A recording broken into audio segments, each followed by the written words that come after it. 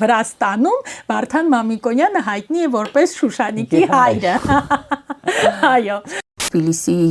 պետական համալսարանը Իվան Ջավախիշվիլի անվան եւ 1922 թվականից մինչ օրս գործում է հայագիտության բաժինը։ Ժամանակակից գրող Ակա Մորչիլաձեն գրում է այսպիսի վեբ ճանապարհորդություն Ղարաբաղում։ Բարև ձեզ, այսօր Մաքուր պատմության հյուրներ Ասիա Դարփինյանը, ով Երևանի պետական համալսարանի վրացերենի դասախոս է, թարգմանիչ, եւ Ասիայի հետ խոսել ենք հայ վրացական առնչությունների մասին, հիմնականում գրական առնչությունների մասին, խոսել ենք նաեւ այն կերպարների մասին, որ ունենք միմյանց այսպես գրականության մեջ, հիմնականում հայերը վրացական գրականության մեջ իհարկե, փորձել ենք հասկանանք արդյոք Վրաստանում ինչպես են վերաբերում հայերին եւ այդ հակահայկականությունը կա թե չէ, եւ ընդհանրապես ինչ անել, ինչպես հարաբերվել, որպեսզի մենք ավելի լավ իրար ճանաչենք, որովհետեւ հազարամյակներով ապրում ենք իր կողք եւ հիմնականում հարաբերությունները իրոք եղել են այսպես բարեկամական եւ թշնամական այսպես դրսևորումներ շատ քիչ են ունեցել, բայց արյոտես որ նույնիսկ այդ պայմաններում մենք իրար շատ քիչ գիտենք։ Անպայման դիտեք, շատ հետաքրքիր է ստացվել եւ կարծում եմ, որ սա ձեզ ավելի շատ այսպես նաեւ մղիչ ուժ կլինի գնալ եւ կարդալ նաեւ Ասիայի թարգմանությամբ վրացական գրականությունը։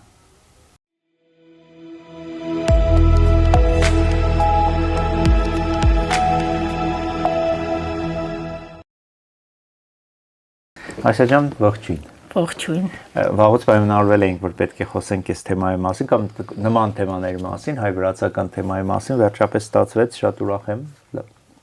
Լավ որ եկել ես մեր մոտ։ Ես էլ եմ շատ ուրախ եւ շնորհակալ եմ հրավերի համար։ Ասիա ջան, նման հարցից կուզենայի սկսեի, ընդհանրապես մեր մոտ վրացագիտության վիճակի մասին։ Միանգամից միգուցե ցավոտ հարցով եմ սկսում, բայց կարծում եմ, որ ի վերջո մենք պետք է հասկանանք, պարզաբանենք, ինչքանով մենք գիտենք մեր հարևան պետությունը եւ գիտականորեն ինչքանով ենք զբաղվում Վրաստանով, ընդհանրապես վրացագիտությունը Հայաստանում ինչ վիճակում է։ Հա, ցավոտ է թեման, բայց շատ արդիական։ Չնայած նրան, որ մենք երկար տարիներ համատեղ կեցություն եւ պատմություն ենք կիսել, վրացագիտությունը, այո, ըստ արժանվույն ուսումնասիրված չի Հայաստանում, թերևս հիմքերը դրվել էին Խորհրդային Միության ժամանակ Գուրգեն Սևակի նախաձեռնությամբ ակադեմիկոս լեզվաբան Թիֆլիսահայ լեզվաբան Գուրգեն Սևակի նախաձեռնությամբ ԵՊՀ-ում բացվեց եւ ինքն էլ երկար տարիներ ղեկավարում էր հայ-վրացական կաբինետը եւ այդտեղ հետազոտական աշխատանքներ 60-ական թվերին նույնիսկ կային ազգությամբ վրացի գիտաշխատողներ, օրինակ Ցիս Մարազետկենիձեն, այո, եւ հոդվածներ էր գրվում, հետազոտություններ էր արվում եւ այդ աշխատանքները արվում էին, բայց այնուամենայնիվ դա այն դպրոցը վրացագիտական դպրոցը, որը պիտի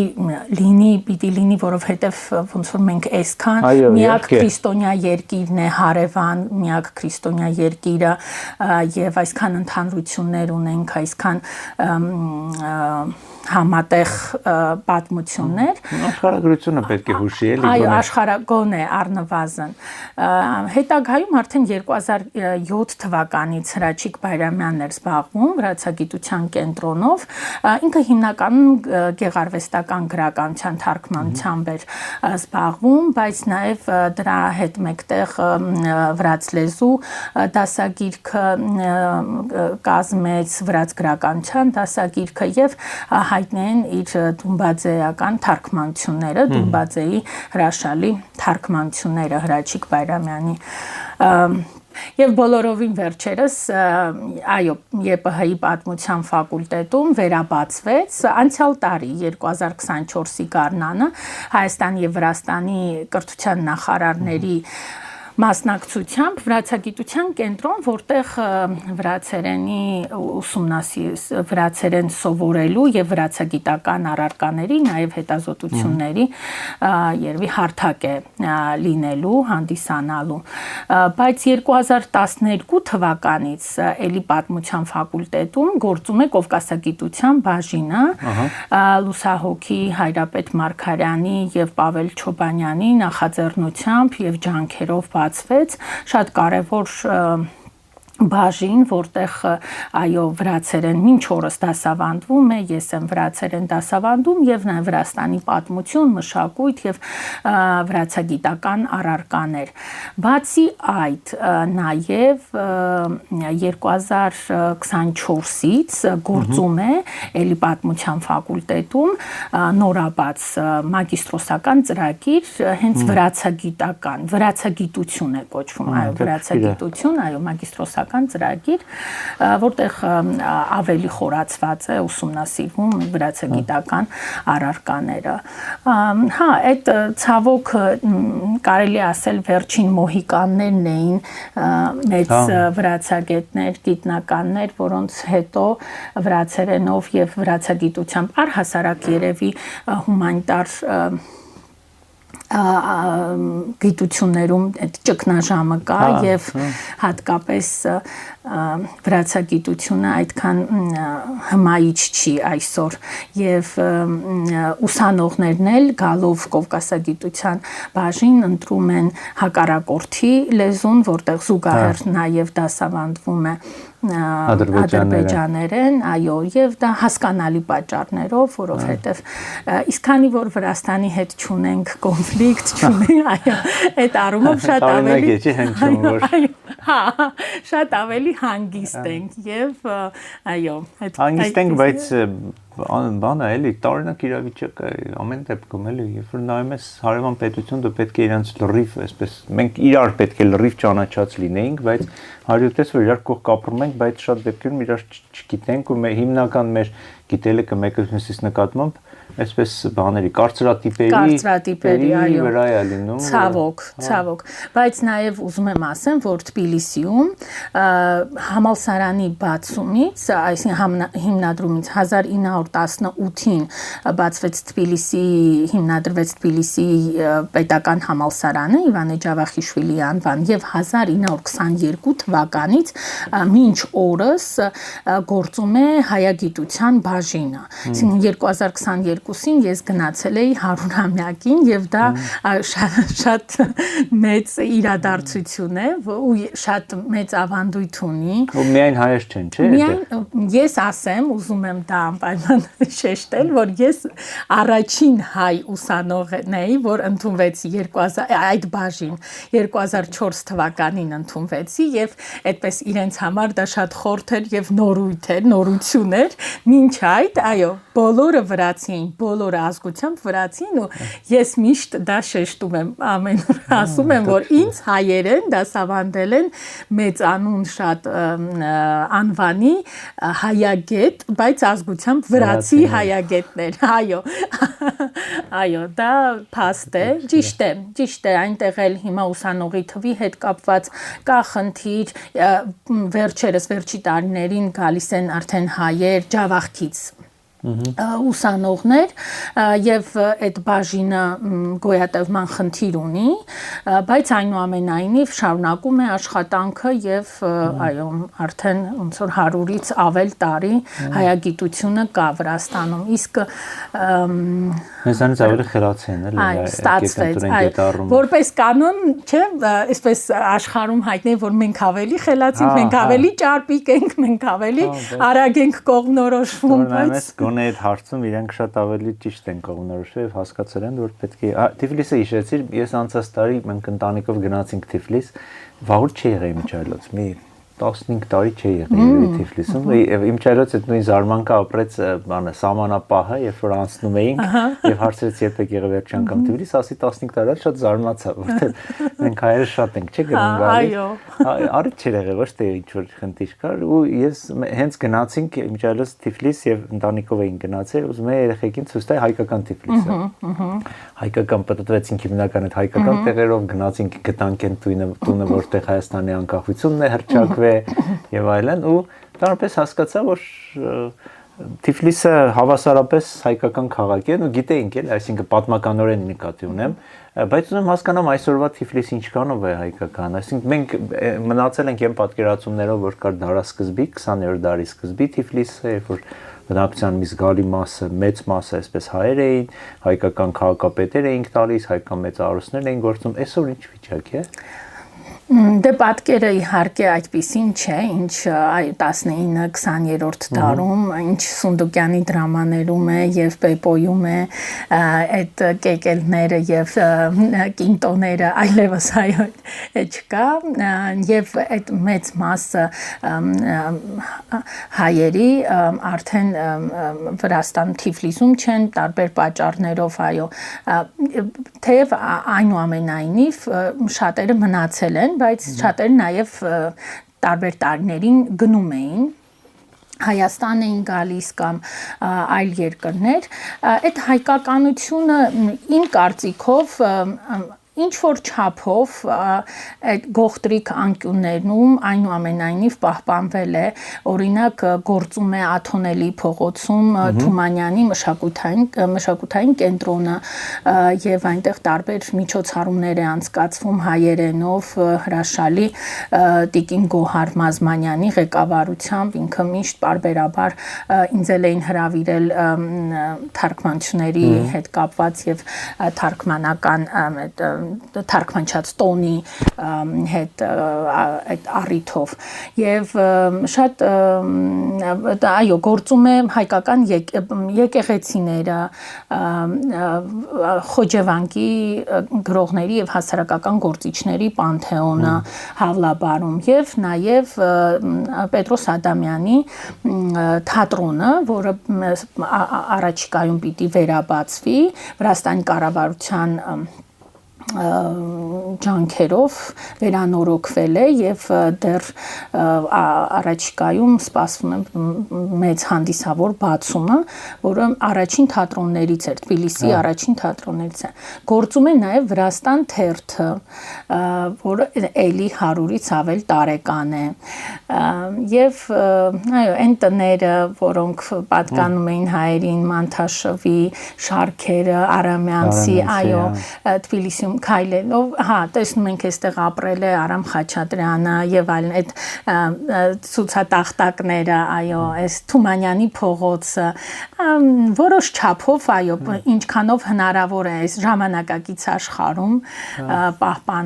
պահպանել, այո, ինչ որ բաներ կան։ Հա, իսկ թարապես բանի մեջ հասարակության հիշողությունում կան հայերը, այսինքն այնտեղ, որովհետեւ ես հիշում եմ գնացինք Թումանյանի այդ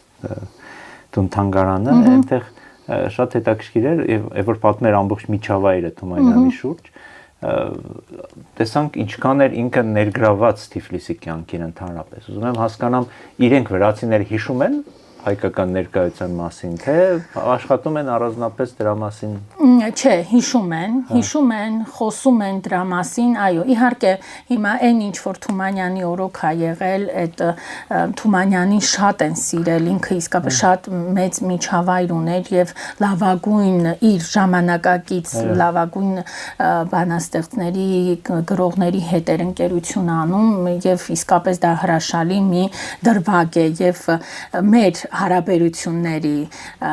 հայ-վրացական հարաբերությունների Թումանյան ունենալը, Թումանյան կերպարը, Գրիգոր Ռոբակիձեն հայտնի վրացի գրող մի այսպիսի ընդարձակ հոդված ունի Հովանես Լուսեղեն, որտեղ այո, այդ հրաշալի մի հոդված է, որտեղ նկարագրում է Թումանյանի կերպարը եւ բացի դրանից բոլորի հուշերում Տիցիան Տաբիձեի, Տիցիան ինքը նաեւ ընտանիքների հետ էր այդ վրաց իր ժամանակակիցների ընտանիքներով էին մտերմություն անում, Յոսեփ Գրիշաշվիլիի մտերիմ ընկերներով թարգմանել էր իրեն շատ եւ այո իհարկե դրա մասին խոսվում է, բայց նաեւ ես ուզում եմ ասեմ, որ շատ բան արվել է խորհրդային տարիների ընթացքում, այսինքն թարգմանություններ, այդ կապեր, թեկուս եւ այո պաշտոնական, հա, կամ ինչ որ բաներից պայմանավորված, բայց դա անտեսված է, որովհետեւ հիմա երբ ես նայում եմ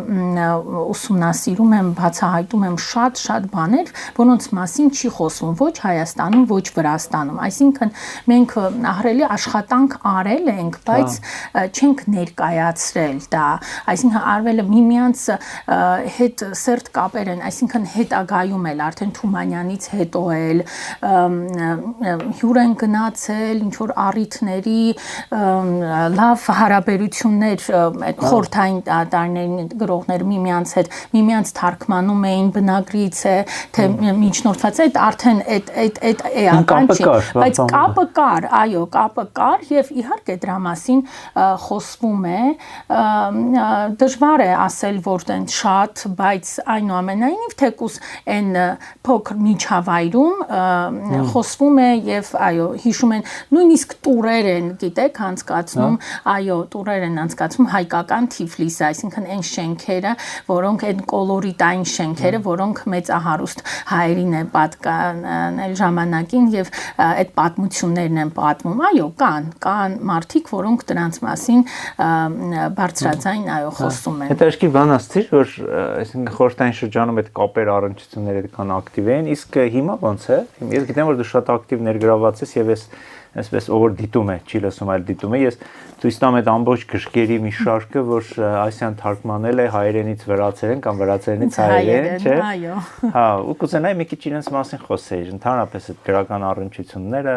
ինչպես էին, հիմա ակտիվ են, ակտիվ չեն եւ ընդհանրապես դու ինչ ես անում այս ոլորտում։ Հա, ես թարգմանություններ շատ մեծ սիրով եւ այո, բավական ակտիվացել է, հատկապես ես իմ անունից խոսեմ եւ ասեմ, որ 22 թվականին Փեն Հայաստանի նախաձեռնությամբ շատ մեծ միջոցառում անցկացվեց, որտեղ ներկայացված են եւ հայ եւ վրացի բանաստեղծներ,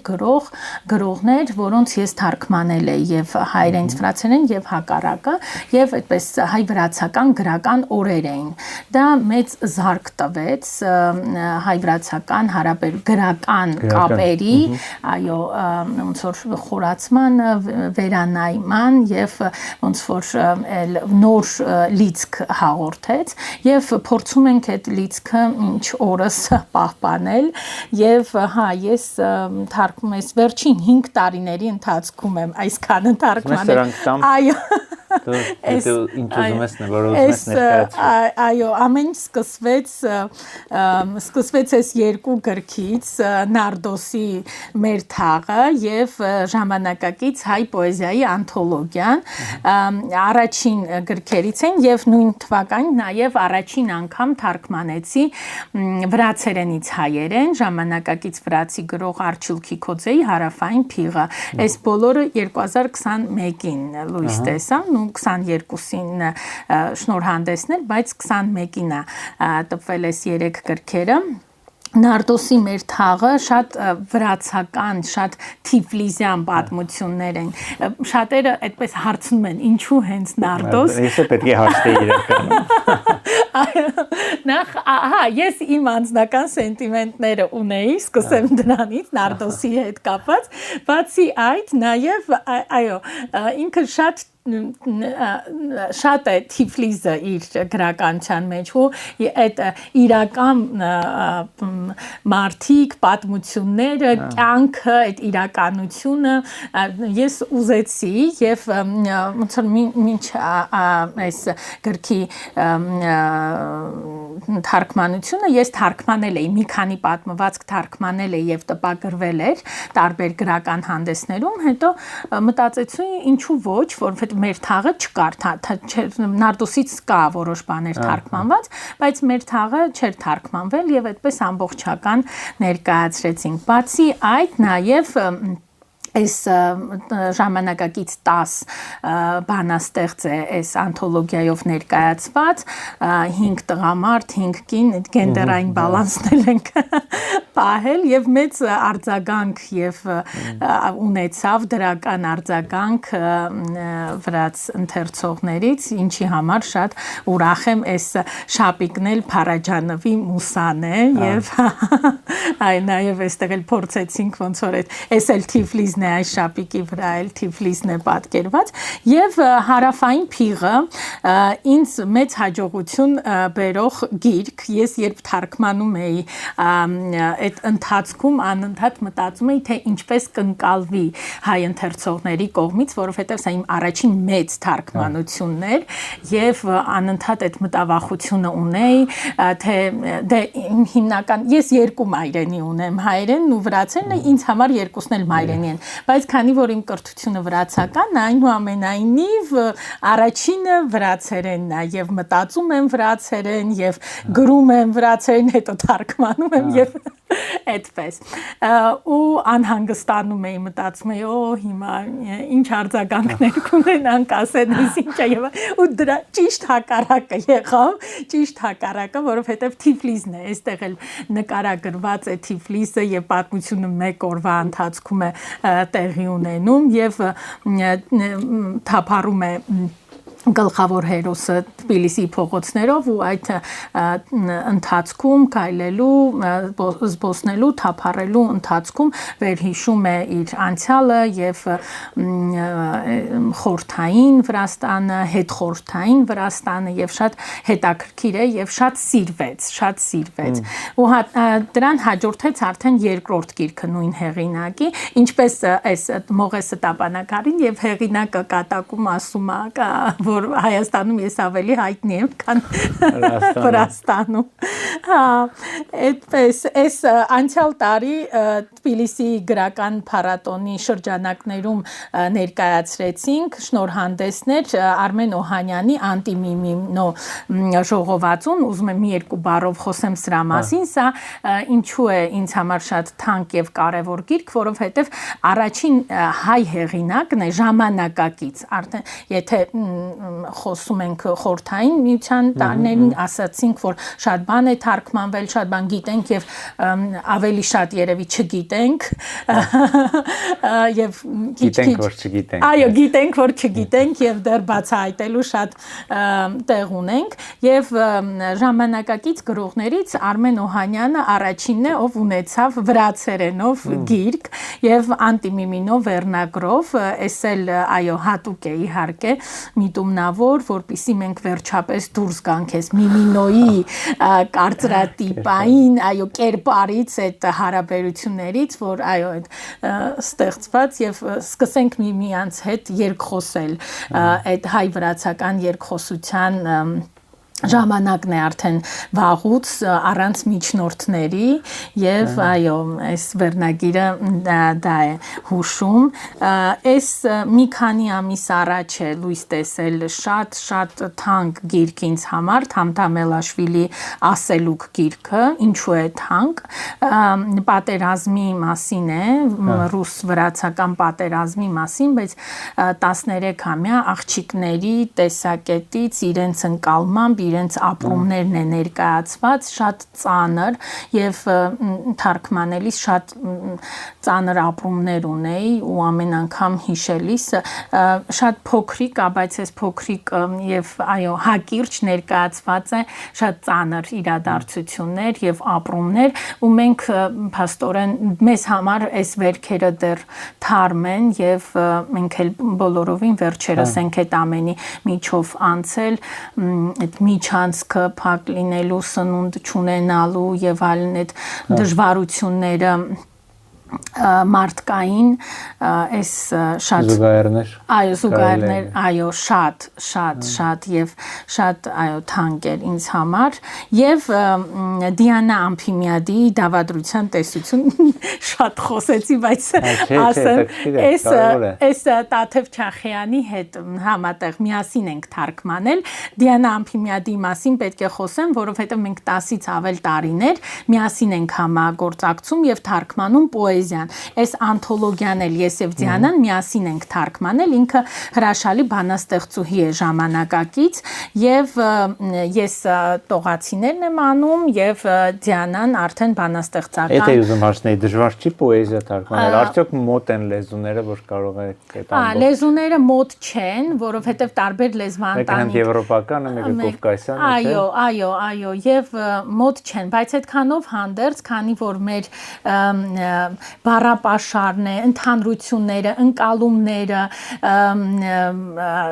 հավատքներ, ամեն ինչը շատ նման է, այդ առումով, այո, հեշտ է եւ տեսեք, այս հեղինակը Թամթամելաշվիլին մի անգամ իր հարցազրույցներից մեկում ասում է,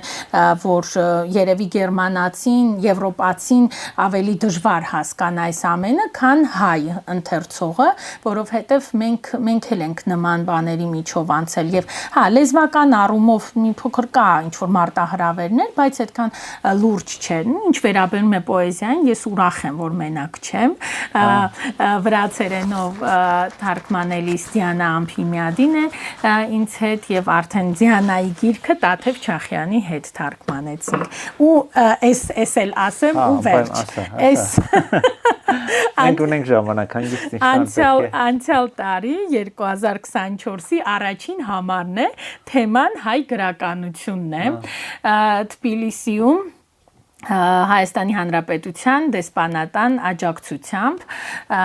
Աշոտ Սմբատյանի ջանքերով լույս տեսավ այս գրական ամսագիրը, որ նվիրված է ամբողջությամբ հայ գրականությանը եւ սա էլ աննախադեպ մի իրադարձություն է, որովհետեւ նման բան պատմությունը չի հիշում եւ այստեղ մեր եւ դասականներն են ներկայացված եւ ժամանակակիցները ճիշտ է բարթեր մի համարում ամբողջ հայ գրականությունը ներկայացնել, բայց փորձել ենք հնարավորինս որ պատկերավոր դարձնել։ Շատ հետաքրքիր էր, Ասիա ջան, զգում եմ, որ բուրըն ստեղծագործական շրջանի մեջ ես, այդ շատ լավ է։ Մի հարց կարող եմ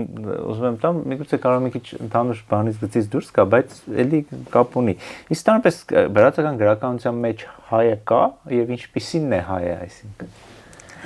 Այո, հայը կա, վրաց գրականության պատմությունը սկսվում է 5-րդ դարից, Յակոբ Խուցեսի Շուշանիկի վկայաբանություն տեքստից, փոքրիկ պատմվածք է, որ դասավանդվում է դպրոցներում միշտ եւ մինչ օրս, եւ 5-րդ դարում գրված հին վրացերենով գրված տեքստը մեր Շուշանիկի մասին է, Վարդան Մամիկոնյանի աղջիկը, այո, Վարդան Մամիկոնյան դստեր, այո, Շուշանիկի մասին եւ ինչ հետաքրքիր է գիտեք, որ Հայաստանում Վարդան Մամիկոնյանը հերոս Ավարայրի ճակատամարտով եւ ոչ միայն, այդպես ենք մենք իրեն ընկալում մեր ընկալումների մեջ եւ մեր պատմության իրականությունը այդ է, իսկ Վրաստանում Վարդան Մամիկոնյանը հայտնի է որպես Շուշանիկի հայրը։ Այո։ Իրեն այդպես գիտեն, որպես Շուշանիկի հայրը, ինք այդ վկայաբանություն, այո, դե կերպարը, այսինքն առաջին գրական երկի կերպարը հայ է, հայուհի եւ ընդհանրապես շատ հետաքրքիր պատմվածք է, փոքրիկ վիպակ է, շատ հետաքրքիր ընտանիքի մասին, հարաբերությունների, մարդկային հարաբերությունների, դա վեպ է, որի ֆոնին եւ պատմական իրականություններն են ներկայացված եւ ոչ միայն, եւ այդ հզոր կերպարը, կնոջ հզոր կերպարը, որ հանուն քրիստոնեության պատրաստ էր ամեն ինչին եւ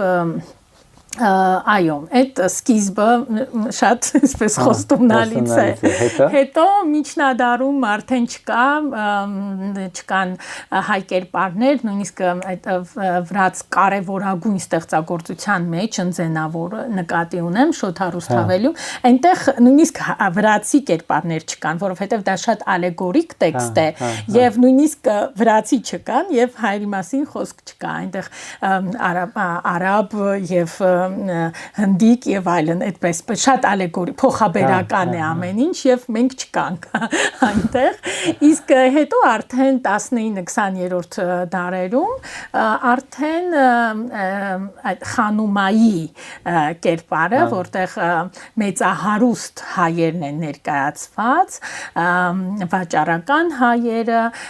եւ ոնց որ արդեն աղքատ ազնվական վրացիների ամուսնանում են, այո, այդ մեծահարուստ հայերը, այո, բուրժուազիայի հայերի, որ իսկապես Թիֆլիսը այդ ժամանակ ոնց որ հայերի իրականությունը, այո, իրականությունը, այն ներկայացված է այն ինչ որ կար եւ այո, այն կյանքը ինչ ապրում են, իսկ ժամանակակից գրականության մեջ, այո, մի քանի վեպեր է գրվել, որտեղ հերոսները հայ են։ Առաջինը, ուրեմն 92 թվականին իմ շատ սիրելի ժամանակակից գրող Ակա Մորչիլաձեն գրում է այսպիսի վեպ «Ճանապարհորդություն Ղարաբաղում» վերնագրով, իր առաջին վեպն է եւ ամենաթույլ վեպերից, կարելի է հանգիստ ասել, ինքը հրաշալի գրող է, բայց այդ վեպը, ուրեմն Հայաստանում այն հայտնի իրավիճակ է, էլի հայ, վրացի, ադրբեջանցի։ Անեկդոտներ։ Այո։ Եվ ուրեմն հայի կերպարը այդքան էլ դրական չի ներկայացված, բայց մինչև վերջ բացասականել չէ։ Ու դա էլ է, այսինքն այն իրականություն արտացոլում, ինչը մենք ունենք։ Փաստորեն վրացի երիտասարդ գնում են Ղարաբաղ թմրանյութի հետ գնելու, առնելու եւ այնտեղ պատահական հայտնվում են ադրբեջանական գյուղերից մեկում, բայց պիտի գնային հայկական, մի խոսքով ադրբեջանցիներն տանում են բանտ, այդ բանտում մեր հայազգի Ռաֆիկն է լինում, բանտարկված, որը հետո Ռաֆիկի ընկերները գալիս ազատում են Ռաֆոին եւ մեր վրացուն էլ հետը տանում են հայկական գյուղ, իրեն լավ նայում են, պահում են եւ այլն, բայց այս վրացի իսկ ընկերներից մեկը մնում է ադրբեջանական գյուղում, այսինքն երկու ընկերով են, մեկը մնում է ադրբեջանցիների մոտ, մեկը մեկին հայը փրկում է, ինքն էլ է, հայո, մեկին հայը փրկում է, բայց այս վրացու մոտ միշտ կա այդ մտորումները, այդ մտքերը, ինչու է ինձ փրկել, կարող է, ինչ որ ուրիշ մտքեր ունի, կարող է, ուզում է բանը գումարի դիմաց, բանի, ինչ որ սա հենց տենց ինձ չէր, այսինքն ու միջև վերջ, հետո փախնում է, գնում է ընկերոջն է գտնում, այն ընկերն էլ այնտեղ այդ ադրբեջանցիների մոտ շատ լավ հրաշալի իրեն շատ լավ զգում է, մի լավ այդ թմրանյութով էլ լիցքավորված մեքենան հետներ ուղարկում են, գալիս են Թիֆլիս ու ինքը միջև վերջ այդ կասկածն է սրտում, որ դե միգուցե ես սխալվում եի, դե չգիտեմ, գուցե այդքան էլ այդպես չէր, որ ինքը վատ իմաստով էր ինձ փրկել եւ ինչ որ ակնկալիքներ ուներ, բայց դե չգիտեմ, այդպիսի լույսի ներքո է ներկայացված, այո։ Եվ ընկալումներն էլ փոխանցում է, էլի երևի։ Այո, հանրային ընկալումներն էլ փոխանցվում է, այո, ու այն ինչ որ ունենք եւ միշտ չէ որ գրականությունը արտացոլում է մեր իրականությունը եւ դա է։ Եվ դե եկեք այսպես անկեղծ խոսում ենք, էլի, վերջո հրացիներն որ հայերը այդ կերպարը կա։ Ոնց ասեմ, բան, ժուշկալ։ Այո։ Այսպես ի տարբերություն իրենց, որ սիրում են ծախսել, գումարը շռայլել, այո, իրենք ավելի փակ, կուտակող եւ այլն։ Այո, կուտակող, աշխատող, աշխատասեր, այո։ Եվ եթե հա իրանց բարագայում այդ կուտակողը վատ իմաստ ունի, բայց վերջին հաշվով տնտեսական նպատակարարության առումով շատ դրական է ավել։ Շատ դրական է եւ կա իհարկե, այո, այդ ինչ որ բացասական ընկալումը եւ եվրոպական գրական մրցանակի արժանացած մի վեբ, Բունկեր վերնագրով, վեբ ընդհանրապես հայ ընտանիքի մասին է, ու այն էլ Ղարաբաղից Թիֆլիս ժամանած գաղթած Սիմոնյանների ընտանիքի մասին մի քանի տարի առաջ է գրվել եւ մի 2 տարի առաջ եվրոպական գրական մրցանակի է արժանացել այդ Վրացի գրող։ Այո, հայերեն էլ թարգմանվել է հայերեն։ Եվ այո, ժամանակակից վրացի գրող Իվա Փերզուաշվիլի վեբն է։ Այս հայ ընտանիքը, որ Ղարաբաղից գաղթում է Թիֆլիս, ուրեմն այդպես մոլորված, չկայացած, ինչ որ փնտրտուքների մեջ, այդպես էլ ոչ մի բանին չհասնելով, հետո ինչ որ տեղ իրական փաստերի եւ հորինվածքի եւ իրականության, բայց նաեւ պատմական անճշտություններով հանդերձ այնտեղ շատ եւ ասենք մի շատ հայտնի դեպքեր Շևարդնաձեի մահափորձին հիշում եք այդ մահափորձի իր անվտանգության աշխատողը հայ էր որը փրկել է փաստացի որը փրկել է այդ հայ կերպարն է այդտեղ այդ գրքում այդ գարիկը հա ինչ որ sense խառը պատմություն եւ այս մեր Սիմոնյաններն էլ այդպես խառը ներկայացված որ այդպես էլ միջև վերջ չես հասկանում ինչ են ուզում, ինչպես, ինչու եւ այո, չեն կարողանում ոչ մի բանի հասնել, այո։ Հա, երևի էտել արտացոլում է նույն վրացիների այն անորոշ վիճակը, որում իրենք հիմա գտնվում են, այո, եւ մեր հանդեպ այդ անորոշ վերաբերմունքը, որովհետեւ այո, եւ այդ կենացային ճառերի մակարդակով մեր դարավոր ընկերությունը միշտ շտվում է, բայց դրա հետևում այո այդ անորոշությունը կա եւ դա արտացոլվում է։ Ճիշտ ես ասում, հա։ Բայց որ մենակ բացասականի մասին չխոսեմ, նաեւ ասեմ, որ Թեմուր Բաբլուանի մի շատ այսպես տակուկ վեբ է Մանուշակը ինձ սպասում է Մանուշակ անունով հայ աղջնակ այդտեղ ներկայացված է Թիֆլիսը այն Թիֆլիսը որին մենք կարոտում ենք որին մենք ճանաչել ենք այդ 19-րդ դարից մնացած 80-90-ականների Թիֆլիսը իհարկե արդեն ավելի ուշ շրջանն է ներկայացված, բայց այն իտալական բակերը, այն որ միասին ապրում էին հրեաները, հայերը եւ ազգությունները ընդհանրապես այդպես այդ իրենց համատեղ կեցությունը եւ համատեղ կյանքը շատ sense ջերմ եւ ընկերական էր եւ այդտեղ այս տղան դժբախտ պատմությունների միջով է անցնում ծանր ճակատագրի է արժանանում, բայց միակ հույսը, միակ դրական բան Մանուշակ սերն է, ով իրեն սպասում է, այո, եւ էտել, այո, այսինքն եւ ունենք հա, ու հետաքրքիր մի բան ասիր, որ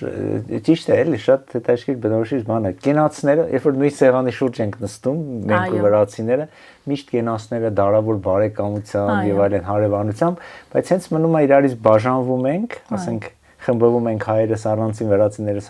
առանցին միշտ իրար նկատմամբ այսպես թերահավատությամբ եւ ինչ որ մի տեսակ այսպես չասեմ սպառնալիք բառը մի քիչ ուժեղ բառ է բայց ինչ որ մի բանի սպասումով էլի հա եւ վախով որովհետեւ հա այդ ընկալումները որ հայերը ամեն ինչ իրենցն է վերագրում են իրենց եւ այլն Թիֆլիսը հայկական հա այդ վախը այս վերջին շրջանում մի քիչ կարծես թե այդ կարծրատիպերը կարծես թե ուզում է կոտրվել մի քիչ սկսել են ավելի շատ որպես տուրիստական երկիր դիտարկել Հայաստանը գալիս են ու բացահայտում են նոր Հայաստանը, այլ իրականություն։ Ես դա նկատում եմ, այո, նկատում եմ, քիչ-քիչ փոխվում է դա, բայց աստիճանաբար, բայց դեռ շատ է բան ես ասում, օրինակ մենք հայերը շատ են գնում Թիֆլիս, Վրաստան եւ այլն, իրանք քիչ են գալիս։ Իրենք քիչ են գալիս եւ ես տեսնում եմ իրենց այդ զարմանքը, այդ որ վաու, էս ինչ լավն է, էս ինչ գեղեցիկ, էս ինչ ընտիր, ամեն ինչի հետ կապված, ամեն ինչի սկսած սպասարկման, ամեն ինչի հետ կապված այդ իրենց հիացմունքը, զարմանքը, ոնց որ իրենք չէին սպասում, հա, չէին ակնկալում ու այդ անկեղծ զարմանքն ու հիացմունքը ինձ, հա, իհարկե ես կողքից որ նայում եմ, եւ հա, դրական է դա իհարկե վերջի շրջանում շատ նկատվում է, որ կան արդեն նույնիսկ պաշտոնական տուրեր են անցկացվում եւ սկսում են բացահայտել նոր Հայաստանը եւ նորովի արդեն անտիմիմինո է։ Հա, իսկ մի հատ ուրիշ հայացքի գցենք, իսկ վրացիներ հայ գրականության մեջ կան, թե չէ, մենք իրենց քննեցինք, քննադատեցինք, գովեցինք, բայց մեր գրականության մեջ ունենք վրացիներ մենք։ Այդտեղ երևի չկարողանամ որևէ բան ասել, հա, որովհետև ես չեմ հանդիպել եւ Ես չեմ հանդիպել, դրա համար ասում եմ հասկանամ իմ ընկալումը ճիշտ է թե չէ, մենք ընդհանրապես իրենց մի տեսակ չենք դարձրել հերոսներ չենք դարձրել, հա, դե բայց Վրաստանում դարձրել են, որովհետև շատ էին հայերը, էդ էլ է երևի բնական է եւ հասկանալի, շատ էր հայկականությունը, հայությունը, հարևան էին, բարեկամ եւ այդպես այդ միջավայրը հայկական իրենք ունեին, իրենք այդպես են մեծացել, այդ են տեսել, հետո արդեն հետագայում լսել են դրա մասին կամ կարդում են, այսինքն ինչ որ անհերքելի փաստեր կա, որ դա մնայուն է եւ հավերժական է եւ չեն կարող շրջանցեն իրենք եւ նույնիսկ այս ժամանակակից տեքստերում որ գրվում է ճիշտ է շատ չէ, բայց միևնույն է կան հայ հերոսները, որովհետեւ այդ առնչությունները եւ ոնց որ ընդհանրությունները ավելի շատ են, քան մեզ մոտ։ Մենք շատ ավելի այսպես փակ ենք, հա, երևի, չգիտեմ։ Հա, նաեւ այդ բանն է, որ իրական ճիշտ ես ասում, քանի որ Հայաստանում քիչ են, միշտ եղել վրացիները, այդքան շատ չեն եղել, դրա համար ոնց որ կարիք չենք ունեցել իրենց նկարագրենք, նաև մեր համար նկարագրենք, որպեսզի ռեֆլեքսիա անենք ով են իրենք։ Իսկ իրանց բարագայում, քանի որ շատ են եղել, այսպես իրանք փորձել, օրինակ մեր գրականության մեջ թուրքերի մասին շատ ավելի շատ հիշատակում կա, որտեղ մենք միշտ կարիք ենք ունեցել այդ մարդկանց հասկանալու, այո, եւ ընկալելու եւ տարբեր ձևերով, այո, ներկայացվում է հիմա էլ եւ դասական, այո, գրողների կողմից է, հա, այդ ունեցել ենք, իսկ վրացիների հետ կապված դժվար։ Եթե նույնիսկ գրվում է այնպեսի բան, չգիտեմ, համենայն դեպս ես չեմ կարող ասեմ, չեմ կարող հիշել որևէ բան ստեղծագործություն, որտեղ որ այդպես շատ ակնառու հերոսը։ Մի բան էլ կա, մի քիչ իհարկե այդպես որ ասում են ծայրահեղ այդ սառը բանի վրա են կանգնում, սառույցի վրա են կանգնում, հակահայկականություն կա Վրաստանում։ Գիտես ինչ եմ հարցնում, այսպես ջան, այս վերջին ֆուտբոլային խաղից հետո կատարած միջադեպը։ Ես պատկերացնում եմ, որ դա իրոք այսպես չգիտեմ, ամբողջ հանդիսատեսները չէին բնակարան, մի փոքրիկ խումբ էր, որ դա արեց, բայց նաև մեր մոտ շատ գրվեց, մեր մամուլում բար, որ դա շատ ավելի մեծ այսպես արտահայտություն է, այսինքն վերաբերմունքի արտահայտություն է, ինչ ես կարծում, կա նման բան։ Կա, այո, հակահայկականությունը կա, բայց ինչ վերաբերում է այդ դեպքին, ասեմ, որ դա դիտավորյալ կազմակերպված միջադեպ էր հաստատ եւ միանշանակ հիմա որ տենց խորքերը չմտնենք հաստատ դա պատահական չէ։ Իսկ հազար ներողություններ հիշի ինչ պետք է ասես, իրենց մոտ դա լուսաբանվեց, իրենք գրեցին, իրենց թերթերում քննարկում եղավ, գրեցին, խոսեցին, այդ օրերի իմ Facebook-յան այդ պատը ամբողջությամբ իմ վրացի ընկերների, ծանոթների, նույնիսկ մոտիկ հեռու գրում էին, ներողություն էին խնդրում, հետո ինչ որ մեկնաբանություններ ու խնդրում էին, ասում էին թարգմանի, խնդրում եմ հայերեն, որպեսզի իմանան քո ընկերները, որ դա ամբողջ Վրաստանի եւ բոլորի կարծիքը չի եւ մոտեցումը չի, մենք ամաչում ենք, մենք այո, հետ արձագանք եղավ նույնիսկ որոշ հաղորդումներ նվիրվեց դրան եւ Զազա Ալեքսիձեի որդին Տատո Ալեքսիձեն շատ լավ խոսեց դրա մասին, դա նոր բան չի այդ հայկականությունը, սա իհարկե այդ միջադեպը շատ արհեստական կազմակերպված մի միջադեպ էր, բայց դրանից զատ իհարկե այդ կա եւ այդ վախերից է երևի պայմանավորված, որ հանկարծ հայերը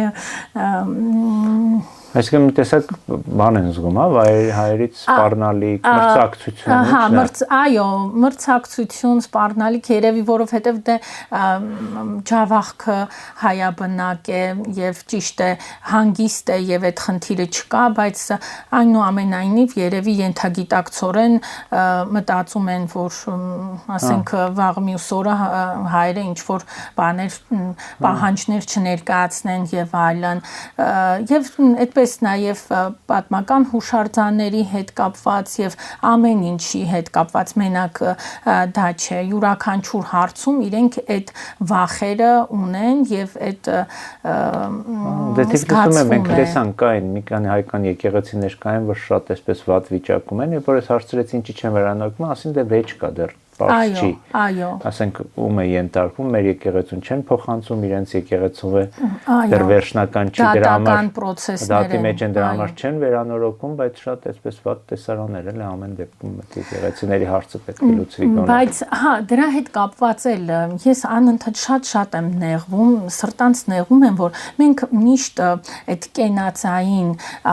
մակարդակով խոսում ենք դրա մասին, բայց գործնականում նաև մեր կողմից պատշաճ քայլեր չի ձեռնարկվել, չի արվել եւ հասել ենք այս վիճակին։ Այսինքն ես ուզում եմ ասեմ, որ դա միակողմանի չի, երկկողմ խնդիր է, որ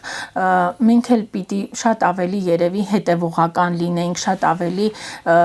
ուշադիր շատ հարցերին, որպիսի այսօր այս վիճակը չունենայինք, թե եկեղեցիների հետ կապված, թե ինչու նաեւ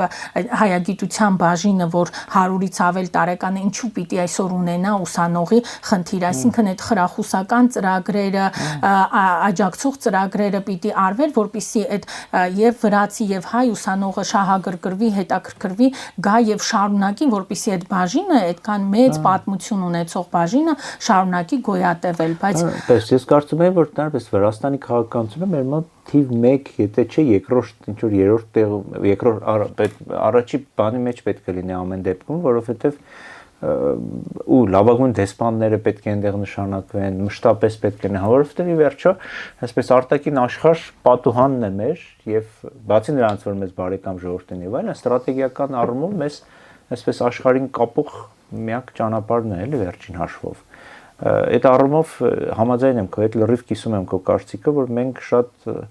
այսպես ամփույթ ենք դա։ Այո։ Այդ բառը կուզենամ օգտագործենք, ամփույթ ենք Վրաստանի հետ կապված ամեն ինչի նկատմամբ, էլի։ Այո, ես իմ օրինակով կարող եմ ասել, որ այդ 2004-ին, որ ընդունվեցի Թբիլիսի պետական համալսարան, դե հայագիտությունը արևելագիտական ֆակուլտետի բաժիններից մեկն էր եւ այնտեղ դասավանդվում էր պարսկերեն, ինչ օրս դե դասավանդվում թուրքերեն, արաբերեն, եբրայերեն եւ 5-րդը հայերենն է ու իմ որպես ուսանողի, որպես Թիֆլիսահայի, ով ցկտում է հայերեն սովորել դառնալ հայագետ,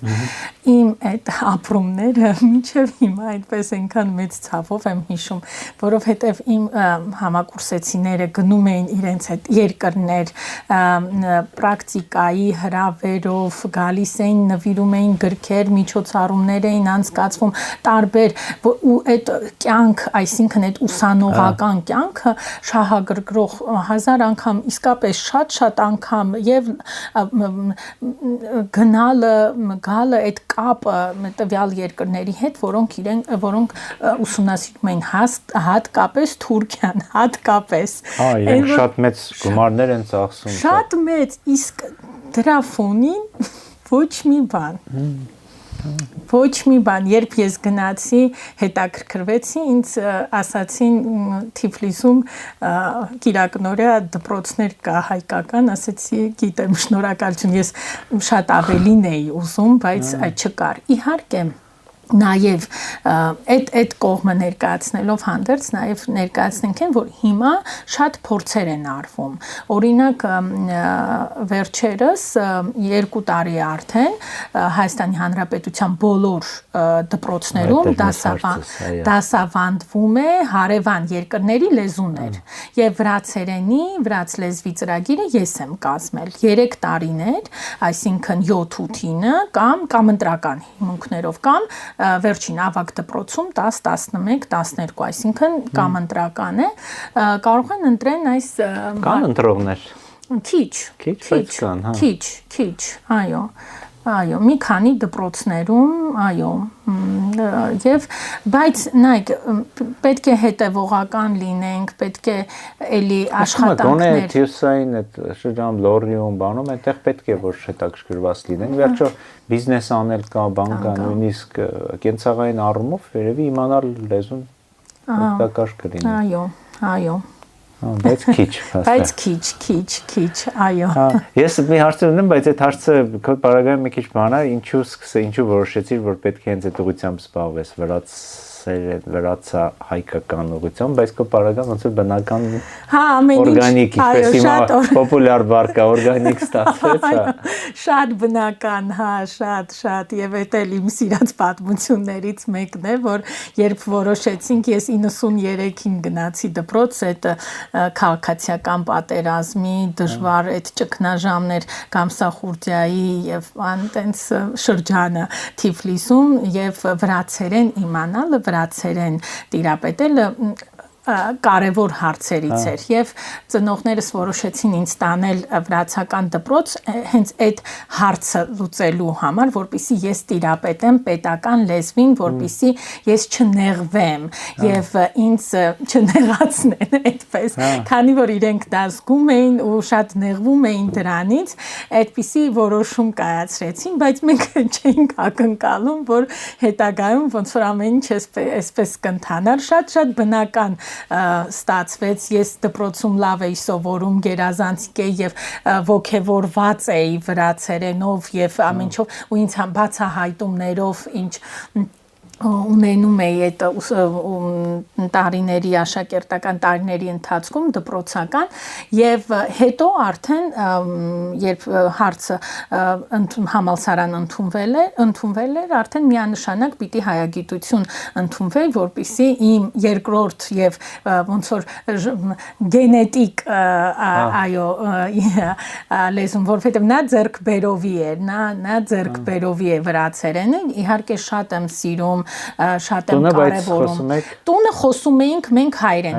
միշտ հայերեն ենք խոսում, բայց Թիֆլիսի բարբառով, այսինքն այն գրական հայերենը չէր։ Եվ այդ որ ասում եմ, հետո բացահայտումներ շատ եղան նաև համալսարանում, երբ ինձ հայիս, վրացի լեզվաբաններ եւ գիտնականներ հայերեն էին, ճիշտ հայերեն էին դասավանդում, այո, շատ հավես էր դա։ Եվ այո, հետո արդեն տեղափոխվելով Հայաստան, այստեղ շարունակեցի մագիստրատուրա, որովհետև այնտեղ չբացվեց, էլի հայոց լեզու եւ թարգմանչական գործ եւ սկսեցի դասավանդել համալսարանում, հետո թարգմանությունը ոնց որ երրորդ կուրսում էի, որ առաջին թարգմանությունս արեցի Աքսել Բակունցի Ալպիական մանուշակը ու այդ ժամանակ հասկացա, որ շատ սիրում եմ, ինձ շատ հարազատ է դա, իհարկե բաներ այդ համարձակությունը դժվար եկավ, երկար տարիներ էր հարկավոր, որպեսզի ես կարողանայի համարձակվել, բայց որ կարողացա, շատ ուրախ եմ, շատ որ հետո ինչ որ մի պահ, դե սկզբում 2015-ից ակտիվ թարգմանում էի հայերենից վրացերեն։ Այդ ամենը սկսվեց Թբիլիսիի փառատոնի ոնց որ հրավերով, Թբիլիսիի միջազգային գրական փառատոնին ամեն տարի մի ժամանակակից բանաստեղծի են հրավիրում։ Եվ 2015-ին առաջի բանաստեղծի բանաստեղծը Վիոլետ Գրիգորյանն էր, ում հրավիրել էին եւ ինձ խնդրել էին թարգմանել։ Ես շատ անփորձ էի եւ չէի պատկերացնում, թե ինչ մարտահրավերներ է ինձ սպասվում եւ այդ օրվանից սկսեցինք Դիանայի հետ համագործակցել, այսինքն ես անում էի թարգմանությունը եւ արդեն այն մնացած գեղարվեստական ձևավորում, ոճավորումը տալիս էր բանաստեղծը։ Եվ հետո ինչ որ պահից սկսեցի, որ եթե ես չհամարձակվեմ հիմա թարգմանել նաև հայերեն, երբեք դա չէի հաղթահարի եւ շատ դժվար, բայց գնացի այդ քայլին, նորից եմ այդ կրկնում, շատ մեծ վախեր ունեի, բայց լավ է, որ դրական այնքան են սիրում, Կիկոձեին այնքան ուրախ եմ, որ ընթերցողները ինձ գտնում են, գրում են, ինչ որ հատվածներ են սիրում, հետո գնում են Թիֆլիս ու այդ օրվա ընթացքում այդ փողոցները, որ անցնում է, իրենք էլ են այդ նույն մարշրուտով անցնում։ Ես չեմ կարդացի, անպայման կվերցնեմ կկարդամ։ Այնտեղ կան այդ շքամուտքը, այդ հայլին, այդ իրական բաներ իսկապես կա, այնտեղ այդ Բերիայի տունը եւ այլն։ Ու այդ ամեն ինչը իրենք ոնց որ կրկնում են, հետո ինձ նկարում ուղարկում են ու ուրախությունս չափ ու սահման չունի իսկապես։ Չէ, իհարկե, այդ զբոսնել Թիֆլիսի կենտրոնում անավարտ այդ շքապուտներ մտնել, այդ մի ուրիշ հայ չկա։ Կինս Վրաստանում է սովորել, Թիֆլիսում, դրա համար որ անցած տարի այնտեղ էինք, ինքն էր հիմնականում էս ոլորտում ցույց տալիս եւ իրոք այդ շքամտքեր շատ էինք մտնում, հնուց մնացած որոշ տեղերում անխնամ իհարկե, բայց նույնիսկ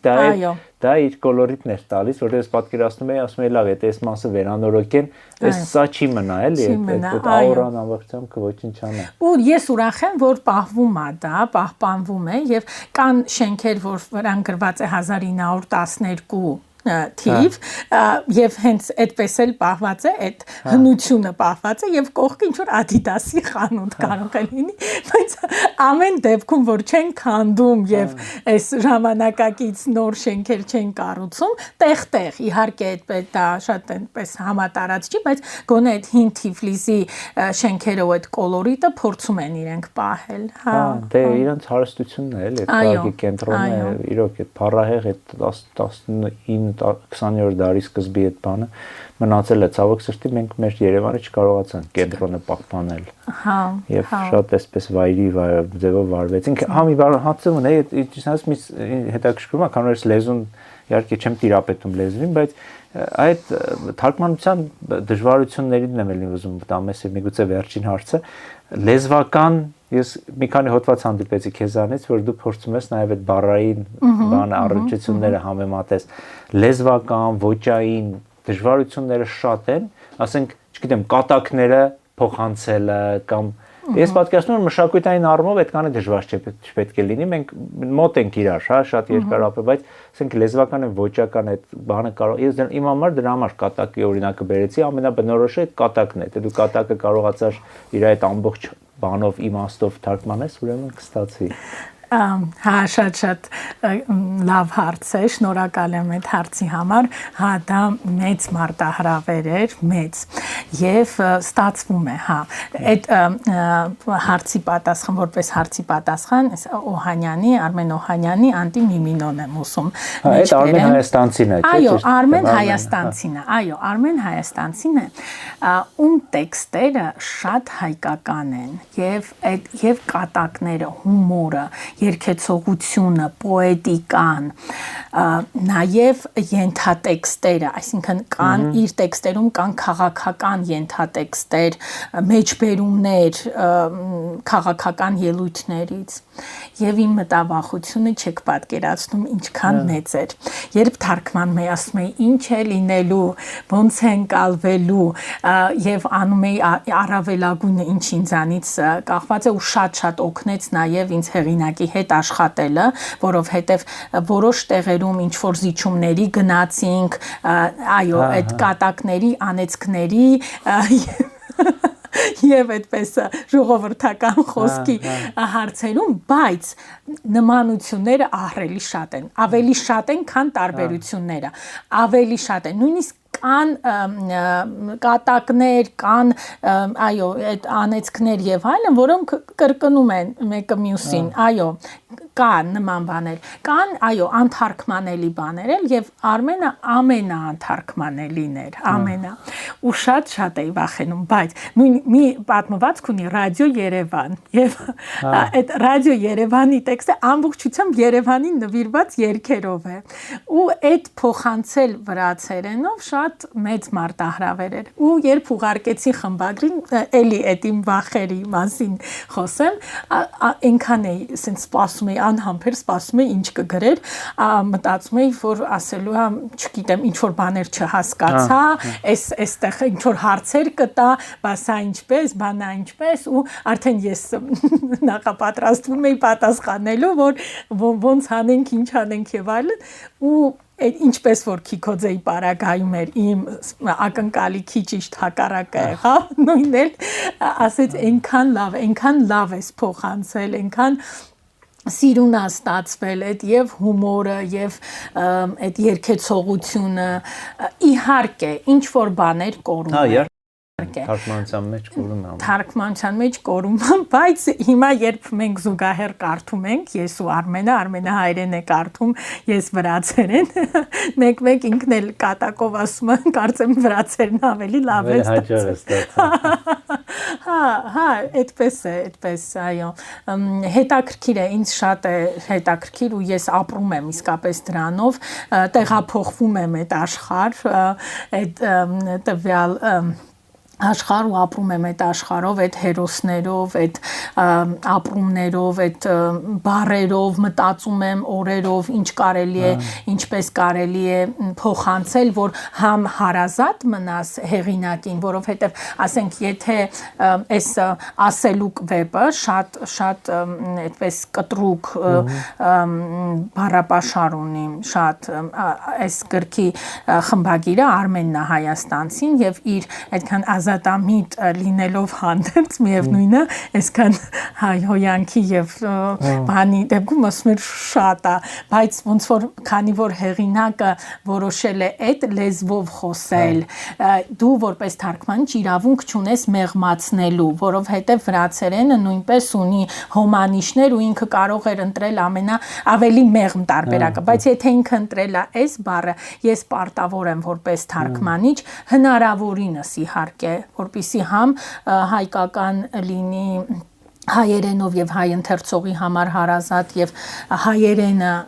սիրուն լինի համ ընկալելի ու համ էլ հարազատ դժվար է դա այդ համատեղելը բայց հա արդյունքում ստացվում է ոնց որ Այսինքն շատ շնորհակալություն շատ կարեւոր գործ ես անում այդ մեզ ծանոթացնում ես միմյանց այսինքն քո միջոցով մենք փորձում ենք երկու հազարամյակներով իրար կողք կապրող ժողովուրդ փորձում ենք ինչ որ չափով իրար հասկանանք Ես էլ եմ շատ շնորհակալ եմ եւ ուրախ եմ